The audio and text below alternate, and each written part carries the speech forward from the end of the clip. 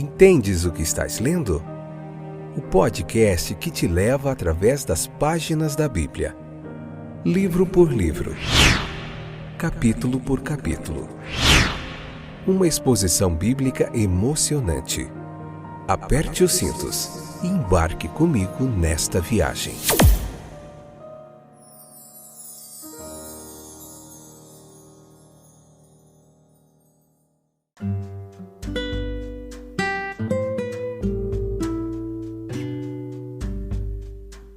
Olá, meus queridos companheiros de viagem através das páginas da Bíblia. Com muita alegria que eu estou aqui de volta para a gente continuar meditando na Palavra de Deus. Hoje é Atos capítulo 10, parte 1, episódio de número 818, 10ª temporada. Que bom que você voltou, que você está aí acompanhando com a gente essas reflexões, essa pregação expositiva, esse estudo textual tão fantástico, onde Deus tem abençoado grandemente as nossas vidas, alcançado muitos corações, edificando, transformando, renovando vidas pelo poder da palavra de Deus. Você encontra esse trabalho em praticamente todos os distribuidores de podcasts, na Amazon Music, no Spotify, na Apple Podcasts, no YouTube Studio. E a palavra de Deus está sendo espalhada, o nome de Jesus glorificado. A gente no capítulo 10 vamos ficar bastante focados, quase que todos os 4 episódios, em Cornélio, né? O seu encontro ali, como isso abre portas para a pregação aos gentios, como isso se torna um marco na igreja primitiva. Vai ser joia demais, fica aí até o finalzinho, escute todos os outros episódios, tá bom? Que Deus abençoe grandemente sua vida. Deus ele tem seus servos em lugares inesperados, sim. Em Atos capítulo 10, versículo 1 a 8, a gente vê claramente isso revelado. Nós buscamos homens tementes a Deus, em certos lugares onde se supõe que eles estão. Quem imaginaria que um centurião de um regimento romano se revelaria um adorador a Deus? E é isso que a gente aprende nesse capítulo. Alguém que teme a Deus com toda a sua casa. Ele e sua família deviam viver de uma maneira que contrastava estranhamente com a grande maioria daqueles em posição semelhante. Nunca devemos concluir o que os homens são por causa da classe a que pertencem ou da ocupação em que se dedicam. Às vezes, apesar dos ambientes mais improváveis e às vezes participando de ocupações que poucos homens piedosos poderiam abraçar, encontram-se homens cristãos simples, sinceros.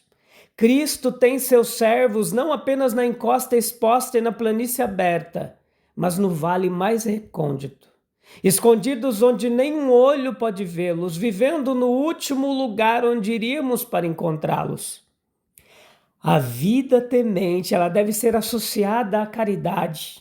A ação segue-se à profissão de fé. Cornélio era um homem piedoso, que dava muitas esmolas ao povo, versículo 2. Em certas terras e em certas épocas, como no país e no período aos quais o nosso texto pertence, devoção e caridade estavam intimamente ligadas na mentalidade pública. É bem possível, como era então dolorosamente evidente, que estas possam ser encontradas coexistindo em forma exterior sem aceitação por Deus. Mas não é menos verdade que Deus exige de nós que o pensamento reverente, dirigido a Ele, esteja em estreita conexão com o pensamento generoso, dirigido ao nosso irmão. 1 João 4:20. A caridade cristã, ela precisa e deve ser ampla e profunda. Deve brotar de um profundo senso do valor das almas humanas pelas quais Cristo se compadece e busca salvar. Deve estender-se além de presentes ocasionais para aqueles que estão em extrema necessidade. Deve incluir um esforço inteligente para fazer o que é realmente melhor para o bem-estar duradouro das pessoas. Tomando a expressão tuas orações subiram para o memorial, verso 4, com ele te dirá o que deves fazer, verso 6. concluímos que Cornélio estava profundamente consciente de que precisava saber mais sobre Deus, do que realmente sabia, e que se esforçava em oração para encontrar o seu caminho no caminho da verdade e da sabedoria celestial. Isso é um sinal da realidade. Aqueles que concluem complacentemente que sabem tudo o que se deve saber, que a sabedoria habita com eles como em sua morada principal, que não precisam de solicitude espiritual para consigo mesmos, esses são aqueles em cuja piedade nós podemos desconfiar. Mas o buscador humilde e sincero de mais luz e verdade é o homem sobre cuja integridade não pode haver duas opiniões. Ele traz a marca da sinceridade em sua fronte. Deus cumprirá o desejo daqueles que assim o buscam e se esforçam. Deus concedeu a este devoto inquiridor aquilo que ele buscava, concedeu-lhe uma visão e o instruiu sobre como obter a verdade adicional de que necessitava para encontrar descanso para a sua alma. Versículos 3 ao 6. Veja, meus queridos, que assim ele nos tratará também. Somente devemos cumprir as suas condições, sim, divinas, constantes, a saber quais são elas. Indagação séria, repetida e paciente, Mateus capítulo 7, versículos 7 ao 8. Viver de acordo com a luz que temos, João capítulo 7, versículo 17. A oração indiferente ou impaciente, ela esperará em vão que a porta do reino se abra. A piedade inconsistente jamais conhecerá a doutrina que é de Deus, mas que o homem busque com toda a sua alma e viva de acordo com a vontade conhecida de Deus. E então, que descanse no Senhor e espere nele com paciência, e Deus lhe concederá os desejos do seu coração. Salmos 37, verso 4 e verso 7. Em Atos capítulo 10, nós vemos claramente que esse centurião era alguém piedoso.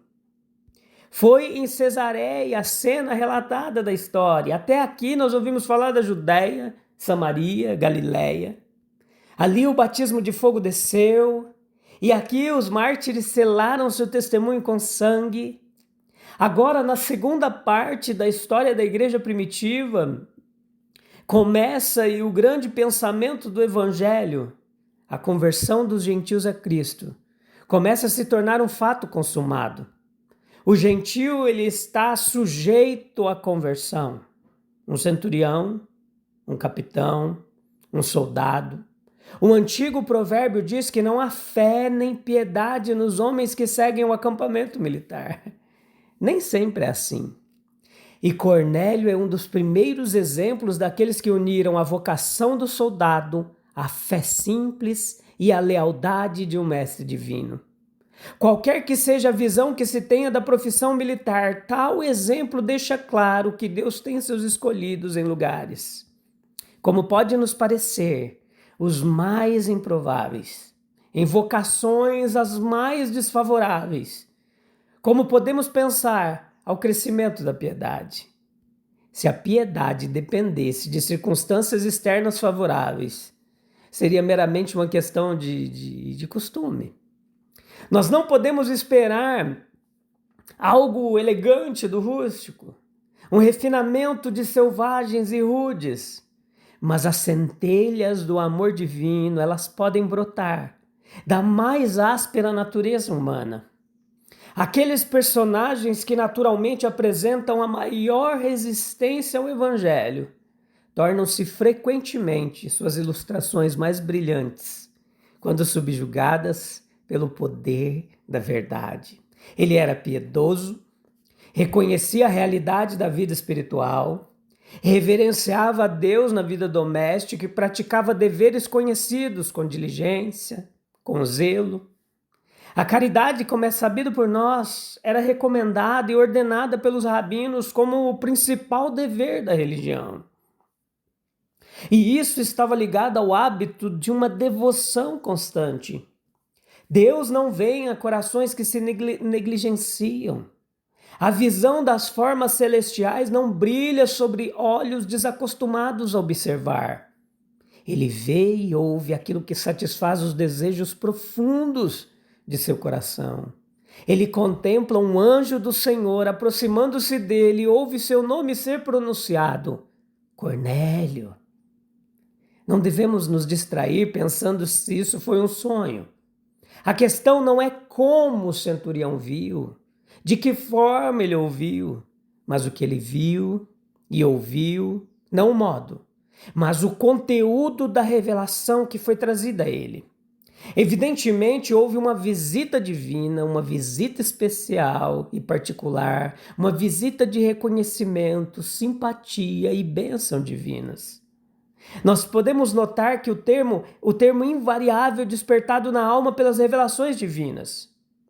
O bravo soldado sente-o não menos do que Moisés. O severo líder dos homens, ou Isaías, o profeta de coração leal. Ou Pedro, duro de coração e ousado.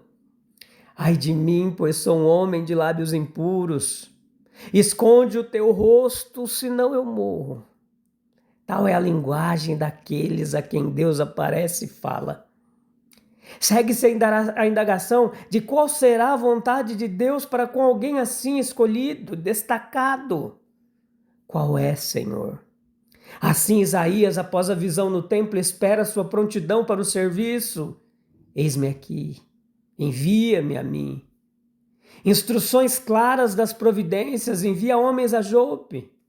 Manda trazer Simão Pedro. E aqui novamente está o ministério de homem para homem. O fato de Cornélio ser ordenado a mandar chamar Pedro e de Pedro ser ordenado a segui-lo demonstra não que Cornélio está se voltando para o judaísmo, mas que o reino de Deus está se voltando para os gentios. Cornélio, com a prontidão e agilidade militar, envia 2 servos sob a escolta de um soldado a Jope. Nós devemos estar prontos para encontrar nossas misericórdias no meio do caminho, pois infelizmente estamos muito prontos para encontrar nossos problemas. O Evangelho não é uma mera mensagem individual. Ele proclama um remédio para males universais. O centurião era um homem de grande influência. Sua conversão abriria o caminho da verdade para muitos outros.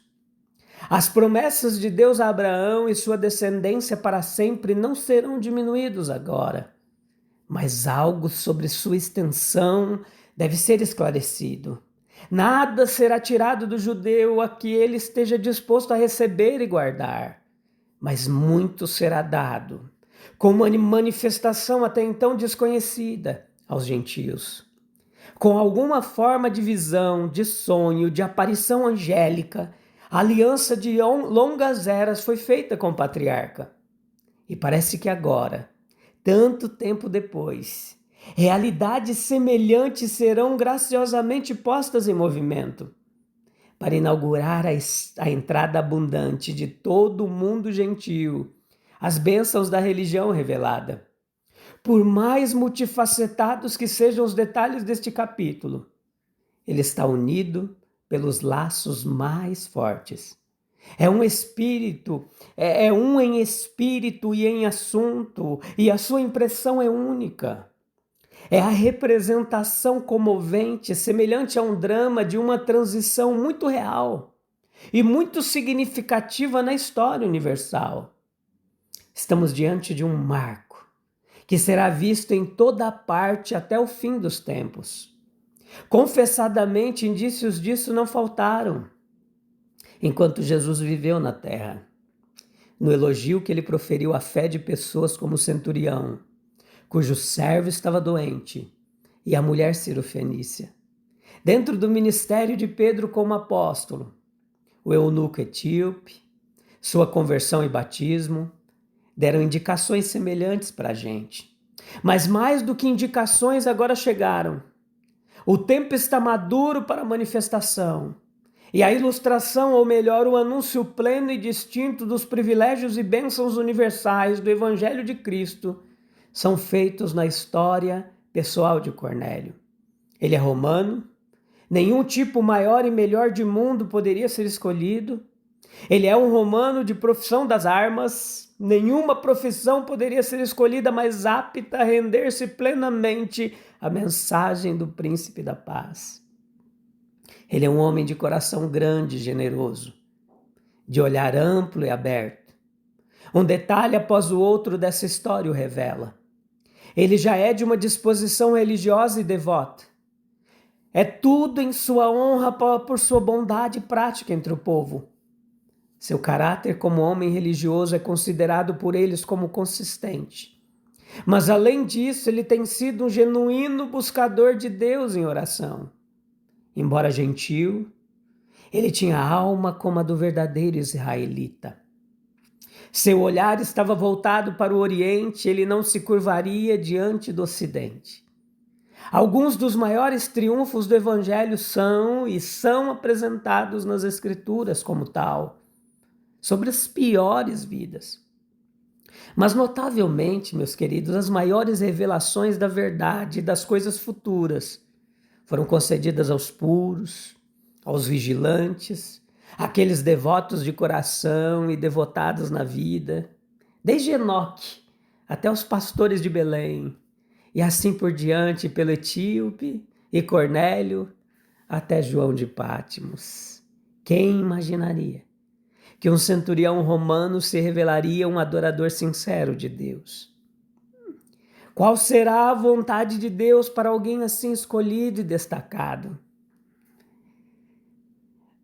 Você também foi escolhido, meu querido ouvinte. Eu, você, nós somos escolhidos para adorar a Deus, glorificar o nome dele e viver uma vida que glorifique a ele em palavras, pensamentos, ações, em tudo o que você fizer, falar, viver.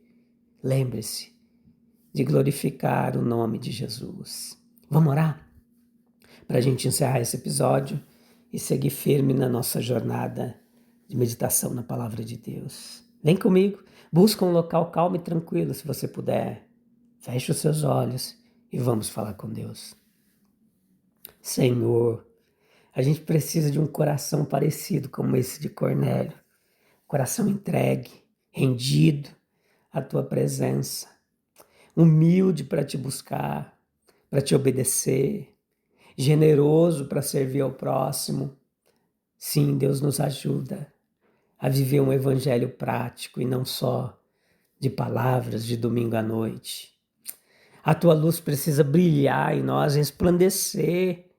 Aqueles que estão à nossa volta precisam ver o brilho do Senhor em nós.